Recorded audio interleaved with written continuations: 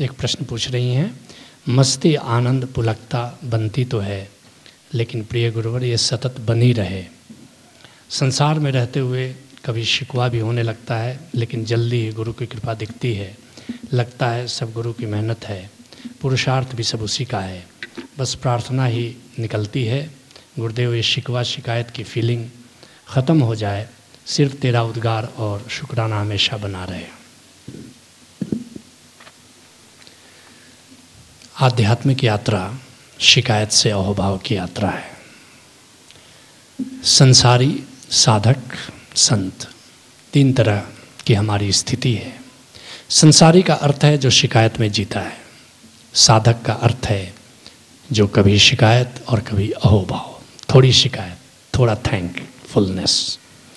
और संत वो है जो सदा अहोमय भाव में जीता है। इस कसौटी पर अपनी ज़िंदगी को कस सकते हो।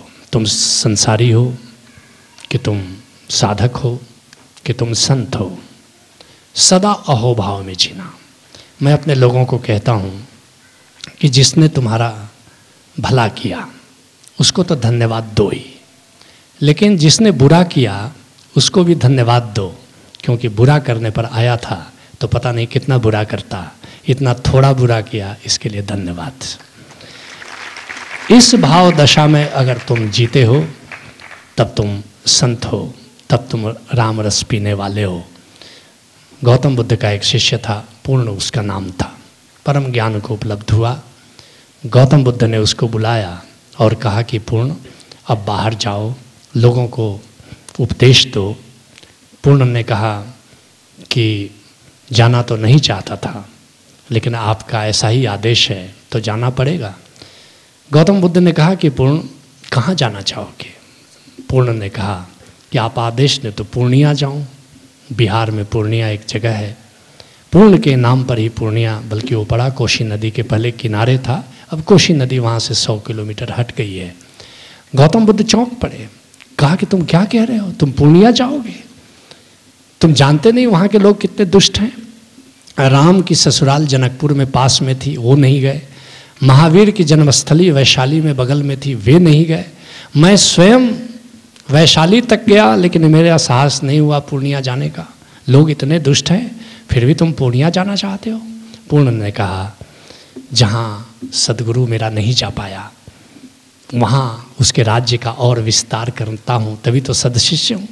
मुझे तब तो जाना ही चाहिए, तब तो और जाना चाहिए भगवान। गौतम बुद्ध ने कहा कि पूर्ण मैं तुम्हें जाने की इजाज़त दे सकता हूँ, मगर 2-3 सवाल।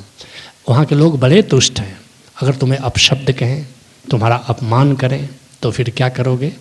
पूर्ण ने कहा कि भगवान उनको धन्यवाद दूंगा, वो अपशब्द ही कह रहे थे, वो गाली ही दे रहे थे, मारपीट नहीं कर रहे थे।